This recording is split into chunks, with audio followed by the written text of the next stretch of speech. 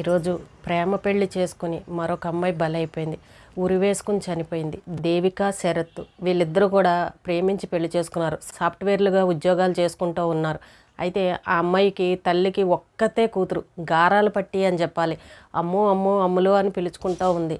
నిజంగా ఆ తల్లికి కూతురంటే ఎంత ప్రేమ, కూతురంటే తల్లికి ఎంత ప్రేమ అనేది నిజంగా వాళ్ళ వీడియోలు చూస్తుంటే అసలు ఎంత బాధ కలిగే విషయం ఏంటంటే, ఆ అమ్మాయికి పాపం 15 సంవత్సరాల కిందతే తండ్రి చనిపోయారంట. ఆవిడ చక్కగా కష్టపడి కూతుర్ని పీజీ చదివించిందంట.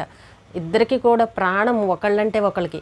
అయితే కూతురు శరత్ అన్న అబ్బాయిని ప్రేమించి, ఇలా ప్రేమించాను, నేను ఆ అబ్బాయిని పెళ్లి చేసుకుంటానని అంటే ఆ తల్లి చెప్పిందంట, మన బంధువులందరూ ఊర్లో ఉన్నారు కదా, అందరికీ చెప్పి అందరితో మాట్లాడి పెళ్లి చేస్తానంటే ఆ అబ్బాయి అన్నాడంట, వద్దు మేము గోవాలో పెళ్లి చేసుకుంటామని ఇద్దరూ చెప్పారంట. సరేలే, కూతురు ఇష్టాన్ని మనం ఎందుకు కాదనాలి, నాకున్నదే గారాలు పట్టి కదా, ఏదున్నా నా కూతురికే కదా అని అనుకుని గ్రాండ్గా గోవాలో పెళ్లి చేసుకున్నారంట వాళ్ళిద్దరు కూడా. ఈవిడికి తోచింది 10 లక్షలు డబ్బులు ఇచ్చింది, అలాగే 10 తులాలు ఎంతో బంగారం కూడా పెట్టిందంట. వాళ్ళు కూడా బాగానే ఖర్చు పెట్టుకున్నారు, గోవాలో గ్రాండ్గా పెళ్లి చేసుకున్నారు. అయితే ఎంత చక్కనైన జంట అంటే, ఎన్నో రోజులు కాలేదు, పెళ్ళై 6 నెలలు అయింది, కానీ ఈ రోజున ఉరి వేసుకుని ఆత్మహత్య చేసుకుంది. అయితే అవతల అబ్బాయి వాళ్ళ కుటుంబం కూడా ఆడబడుచు భర్త కానీ వాళ్ళ ఫ్యామిలీ అందరూ కూడా చాలా మంచి వాళ్ళే. ప్రతిరోజు బ్యాడ్మింటన్ అవన్నీ ఆడడానికి వెళ్తూ ఉంటారు. ఎక్కడ కూడా నన్ను డబ్బుల కోసం దానికోసం నన్ను ఏ రోజున ఇబ్బంది పెట్టలేదని ఆ పెద్దావిడ చెప్తూ ఉంది. నిజంగా ఆవిడ ఏడుస్తుంటే నిజంగా కళ్ళల్లో నీళ్లు తిరుగుతాయి అందరికీ కూడా. మాట్లాడే యాంకర్ అమ్మను కూడా పాపం, అమ్మ నీలాగానే ఉంటుందమ్మా నా కూతుర్ని, లేపమ్మా ఒక్కసారి మాట్లాడిచ్చమ్మా, నీలాగానే ఉందిరా తల్లి నా కూతురని అని ఆ అమ్మాయిని పాపం బుగ్గలు పట్టుకుని బాధపడి ఏడుస్తుంటే ఎంతో బాధ అనిపించింది. ఒక్కతే ఒక కూతుర్ని గారాభంగా పెంచుకుని తన ప్రేమించిన వాడితోనే పెళ్లి చేసి ఈ రోజున ఆత్మహత్య చేసుకుంది అని అంటే అసలు ఎంత బాధపడే విషయం అండి. ఆవిడ అంటుంది, నేను ఇప్పుడు ఏమైపోవాలి, నాకున్నది ఒక్కతే, ఒకరికొకరం కింద బతికాము ఎన్ని రోజులు, తండ్రి లేకపోయినా కూడా ఆ లోటు లేకుండా నేను పెంచాను, కానీ ఈరోజు నన్ను వదిలేసి వెళ్ళిపోయిందని అని ఆ తల్లి ఏడుస్తూ ఉంది. అయితే ఇక్కడ ఇది ఏంటి విషయం అని అంటే, కొన్ని ఛానల్స్లో చెప్తున్నారు ఆ అమ్మాయి ఒంటి మీద గాయాలు ఉన్నాయి, టీవీ రిమోట్ కోసం ఇద్దరు వంతులాడుకొని గొడవ పడిన తర్వాత భర్త శరత్ బయటకు వెళ్ళిపోయాడు. తర్వాత తిను 17 సార్లు భర్తకి ఫోన్ చేసింది, కానీ ఫోన్ అబ్బాయి ఎత్తలేదు. ఇంకా నా ఫోన్ ఎత్తట్లేదు అని అన్న కోపంతో ఆవేశంతో ఉరి వేసుకొని చనిపోయిందని అటు భర్త సైడ్ నుండి చెప్తా ఉన్నారు. ఆ అమ్మాయి ఒంటి నిండా గాయాలు ఉన్నాయంట, మరి బుగ్గల పైన మరి కొట్టాడా ఏంటి అనే విషయం అయితే ఇంకా తెలియట్లేదు. అయితే కొన్ని రోజుల కిందట కూతురు అడిగిందంట, అమ్మ ఇల్లు అల్లుడి పేరు మీద రాసేస్తావా, నీ అల్లుడి పేరు మీద అని అడిగిందంట. అడిగితే అప్పుడు అనిపించిందంట ఈవిడికి, అయితే అల్లుడు అడుగుతున్నట్టున్నాడు, ఇల్లు కావాలని అడుగుతున్నట్టున్నాడని ఈవిడికి మనసులో అనిపించి, అంతా నీకే కదమ్మా, నేను ఇంకెవరికి ఇస్తానని సరదాగా నవ్వుకుంటాను అన్నట్టు సరదాగానే చెప్పిందంట ఆవిడ అంటుంది, అసలు వాళ్ళు అడగాల్సిన అవసరం ఏందమ్మా, అంతా వాళ్ళదే కదా, నాకున్నది ఒక్క కూతురే కదా, నా కూతురు సంతోషం కంటే కూడా నాకు ఇంకేం కావాలి, డైరెక్ట్గా వచ్చి నన్ను అడుగుని ఉంటే నా ఇల్లు నా అల్లుడికే నేను రాసి ఇచ్చేదాన్ని కదా, నేను ఎటో కంట వెళ్ళిపోయేదాన్ని కదా, నా కూతురు కంట నాకు ఇల్లేమీ ఎక్కువ కాదు అని చెప్పేసి ఆవిడ పాపం బాధపడుతూ ఉంది. కొన్ని రోజుల కిందట ఇలా అడిగాడు అని ఆవిడ చెప్తా ఉంది. అయితే సండే రోజున ఫోన్ చేసి చెప్పిందంట, ఆదివారం కదా ఈ రోజు రండని. సండే రోజు అడితే లేదు మేము డీమార్ట్కి వెళ్తాము, సరుకులు అవి తెచ్చుకునేది ఉంది, రేపు వస్తాంలే అని చెప్పేసి మాట్లాడింది. ప్రతిరోజు ఉదయం లేవగానే గుడ్ మార్నింగ్ అని పెడుతుంది, అలాగే పడుకునేటప్పుడు గుడ్ నైట్ అని పెడుతుంది. నేను కూడా అలాగే మెసేజ్లు పెడతాము ఒకరికొకరు. ఏ రోజన్నా కొంచెం మెసేజ్ పెట్టడం లేట్ అయిందని అంటే నాకు కొంచెం కంగారుగా అనిపిస్తుంది, ఎందుకంటే వాళ్ళిద్దరి మధ్య చిన్న చిన్న గొడవలు పడుతూ ఉన్నారు. పెళ్ళైన 2 నెలలకే కూడా గొడవలు పడ్డారు. అలాగే ఏదైనా చిన్న చిన్న గొడవలు పడినప్పుడు మా ఇంటికి రండి అని చెప్పేసి ఇద్దరిని రమ్మని పిలుస్తాను, 2 రోజులు ఇక్కడ సంతోషంగా ఉంటారు, మళ్ళీ వెళ్తారు. అలాగే నేను కూడా అప్పుడప్పుడు అక్కడికి వెళ్ళి ఒక 2-3 రోజులు ఉండి వాళ్ళిద్దరి మధ్య ఏ గొడవ రాకుండా సరదాగా రీల్స్ చేసుకుంటూ టైంపాస్ చేసి గడిపి నేను ఇలా వస్తూ ఉంటాను. ఎక్కడ కూడా అంత సీరియస్గా చనిపోయే అంత గొడవలైతే నాకు ఎక్కడ కనిపించలేదు. కానీ ఎందుకు ఇలా చేసింది అనేది కూడా నాకు అర్థం కావట్లేదు. ఆ అమ్మాయిని మరి ఇల్లు గురించి మీ అమ్మని అడుగానని ఆ అమ్మాయిని ఇంకేమన్నా వేధించాడా అని అయితే నాకు అర్థం కావట్లేదు. నా ఎందుకు ఆవేశంలోనే చేసిందా, లేకపోతే ఒంటి మీద ఉన్న గాయాలను చూస్తుంటే భర్త ఏదో చేశాడని అనిపిస్తుంది అని ఆ తల్లి బోరుమంటూ ఏడుస్తుంది. చూడండి, ప్రేమ వివాహాలు, ఆ అమ్మాయి పెళ్లి చేసుకున్న 6 నెలలు కూడా అవలే, చక్కనైన జంట, చూడముచ్చటగా ఉన్నారు చూడడానికి.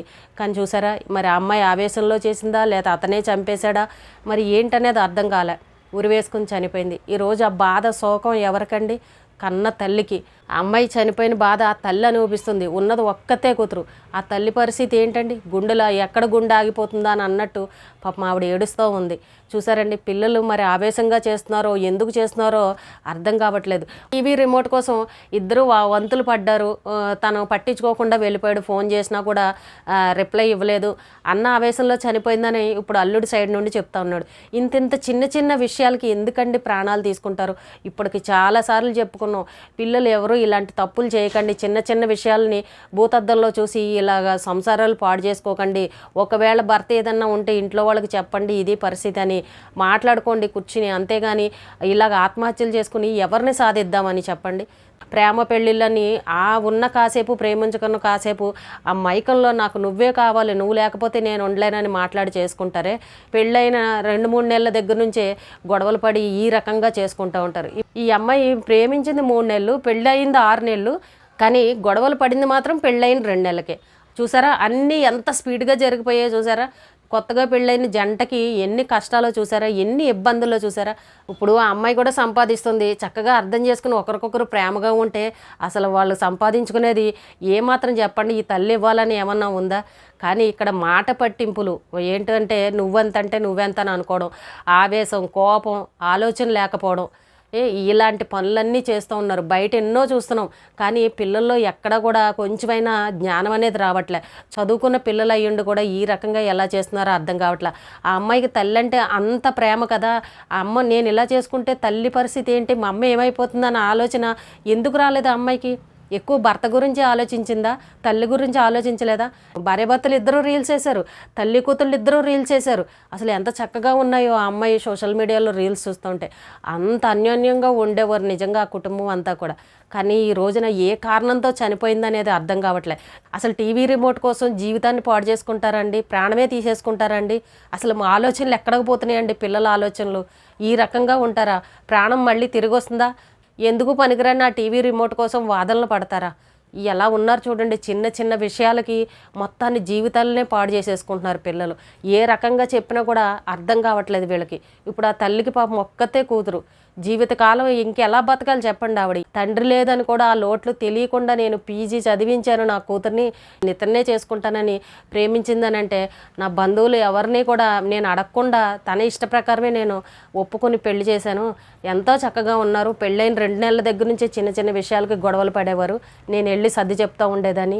కానీ ఈ రకంగా చేస్తుందని అయితే నాకు అర్థం కావట్లేదు. నాకైతే అనుమానంగా ఉంది. మా అల్లుడే ఏదో ఆస్తి కోసం ఇలా తనే చంపేశాడని నాకు అనుమానంగా ఉంది. మీరే అడగండి, నోరు విప్పట్లేదు, మాట్లాడట్లేదని ఆ తల్లి రోధిస్తూ ఉంది. బాబాయ్ ఇలాంటి కష్టం ఎవ్వరికీ రాకూడదు, ఏ తల్లికి రాకూడదు. పిల్లలు కొంచెం ఆలోచించండి, ఇలాంటి ఆత్మహత్యల జోలికి వెళ్ళకండి. ఏదన్నా విషయం ఉంటే తల్లిదండ్రులకు చెప్పండి. పాపం మీకోసమే కదా ఇంత కష్టపడి మీ మీద ఆశలు పెట్టుకుని, మీ మీద పంచప్రాణాలు పెట్టుకుని వాళ్ళు బతుకుతారు కదా. ఈ 2 నిమిషాల్లో మీ ప్రాణాలను ఎందుకు ఈ రకంగా తీసుకుంటారు చెప్పండి? అడిగితేనే కదా అమ్మాయినా అన్నం పెట్టేది. మీరు ఏది చెప్పకుండా మనసులో ఏదో పెట్టుకుని ఈ రకంగా ఆత్మహత్యలు చేసుకుని ప్రాణాలు తీసుకుంటే ఎవరికి చెప్పండి? ఎవరు బాధపడేది ఎవరు? డబ్బు కావాలంటే ఏదో రకంగా కష్టపడి సంపాదించుకోగలం, కానీ ప్రాణం పోయిందంటే మళ్ళీ తిరిగి తీసుకురాలేం. మీ జీవితాల్ని ఈ రకంగా నోషంలో పోగొట్టుకోకండి. ఎంతో భవిష్యత్తు ఉన్న పిల్లలు ఈ రకంగా చేస్తూ ఉన్నారు. ఈ రోజుకి ఇదేనండి. రేపు మళ్ళీ ఒక మంచి విషయంతో మళ్ళీ కలుద్దాం.